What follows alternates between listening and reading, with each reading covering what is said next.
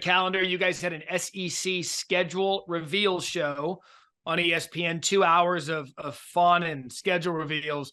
It was a big deal just because Texas and Oklahoma are entering the league next year. What was your biggest takeaway from the schedules that we saw coming in next year? Matt, how many monster games Texas has? I mean, it was, in a way, I know part of the idea was to promote Texas and Oklahoma, but I mean, it started with the Michigan game early in the season. They have Oklahoma. I mean, in any year, Texas Oklahoma is always going to be one of your top 5 games. Texas Michigan could be a repeat of the national championship game, and then Texas goes to Arkansas. I was there 2 years ago.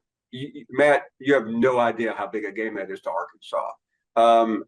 Texas Georgia in mid-October on the same weekend as Formula One is in town. So is Prince Harry going to drop by the game and hang out with Matthew McConaughey? And then the game against A&M. That was, remember when Texas announced it was coming into the league? I mean, A&M's, they were not going to have anything to do with it. And in return, the report is that they got that game, first game in Kyle Field. I mean, I was just astonished how many times I saw Texas up there where that is the game of the year 4 or 5 times for a fan base. And we like Sark. We like what he's building there at Texas, and we think it's only a matter of time. But basically what they're going to learn quickly is that Alabama game that you went to Tuscaloosa and did last year, or this season rather, that was the win of the year. You got to do that the following week, and then you got to do it again the next week, and then you got to do it again the next week. And you might get an off week with people might thinking, Mississippi State's an off week or South Carolina or what.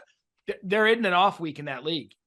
There isn't. No, and that's really why when you think about what Kirby Smart did for 3 seasons, running through the SEC without a loss in the league until the championship game twice is really remarkable. Because I remember when the SEC went to divisions in 1992, Gene Stallings' team was undefeated at Alabama. He said, "This is the stupidest thing I've ever seen. I mean, we just went undefeated, and in any other year we'd be playing for the national championship, and now we got to go play a 3-loss Florida team that is desperate."